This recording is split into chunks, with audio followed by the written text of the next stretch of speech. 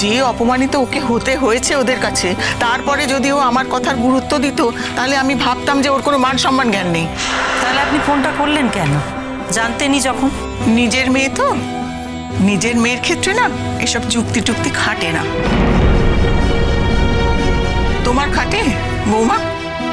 তুমিও তো অনুমান করেছিলে যে মিঠির সঙ্গে প্লুটোর একটা সম্পর্ক আছে, তারপরেও তুমি নিজের মেয়ের ভালো স্বার্থে মৌকে দিনের পর দিন প্লুটোর সঙ্গে মিশতে দাওনি, সবকিছু ভুলে গিয়ে অনন্যার সঙ্গে বিয়ের কথাবার্তায় রাজি হওনি।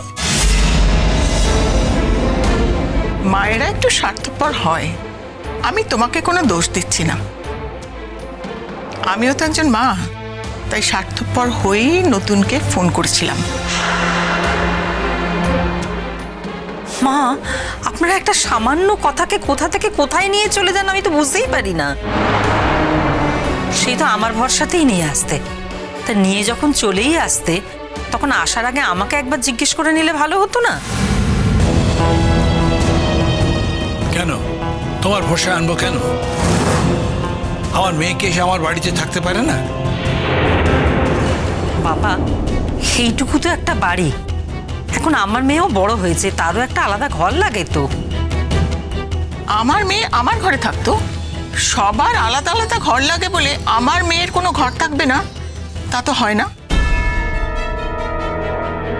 শোনো রশ্মি, একটা কথা শুনে রাখো, এই বাড়িটা আমার বাবার বাড়ি। এই বাড়িতে যেরকম আমার অধিকার আছে সেরকম আমার বোনের অধিকার আছে। এনিওয়ে, অধিকারের কথা বাদ দাও। আমার বোন অসুস্থ হয়ে যদি কটা দিন বাপের বাড়িতে এসে থাকে, একটা জিনিস মাথায় রেখো, সে কটা দিন তোমার মেয়ে কিন্তু আলাদা করে থাকতে পারবে না। এটা তাকে মানিয়ে নিতে হবে। মানে তাকে আলাদা করে থাকতে দেওয়া হয়েছে মানে এটা নয় যে তাকে যে কোনো পরিস্থিতিতেই আলাদা ঘর দিতে হবে, আলাদা করে থাকতে দিতে হবে, এরকম কোনো শর্ত তো দেওয়া হয়নি। তোমার মা না পারলে আমি একটা কাজের লোক আনতাম। আমার মেয়ের জীবনটা তো সবার আগে। এইটুকু একটা বাড়ি, এখানে আবার একটা বাইরের লোক। কিছু করার নেই, তোমরা যদি ভরসা না দাও তাহলে বাইরের লোককে বলতেই হবে। তা বলে আমার মেয়ের মৃত্যু তো দেখতে পারবো না চোখের সামনে বসে বসে। শোনো বাবা, বাড়তি কথা বলে কোনো লাভ নেই। বুড়িকে এ বাড়িতে আনার দরকার হলে 1000 বার এ বাড়িতে আনা যাবে। মুশকিল হচ্ছে বুড়ি নিজেই তো আসতে চায় না এ বাড়িতে। কাল তো আমরা সবাই মিলে এতবার করে বললাম আসার জন্য। দরকার হলে আজকে অ্যাম্বুলেন্সে করে নিয়ে আসিস মেয়েটাকে। এই যে রাতটুকু এখানে এসে ছিলাম, মনের মধ্যে এত অস্থির করছে, খালি ভয় লাগছে সকালবেলা গিয়ে আমি কি দেখব। আর ওদের এমনই বাড়ি, একটা ফোন করে পর্যন্ত জানালো না। আরে ওরা বুড়িকে নিয়ে তো নিজেরাই ঝামেলাতে আছে, কুর্চির ওপর পুরো সংসারের ভার। আর ওদিকে বুবলাই আর বুবলাইয়ের বইয়ের কথা বাদ দাও, ওদের কথা। মিঠি আর বাবিলার কি অত বুদ্ধি আছে? কেন?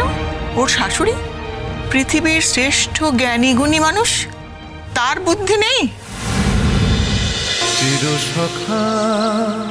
চিরসখা সোম থেকে রবি প্রতিদিন রাত 9টায় স্টার জলসায় ও জিও হটস্টারে।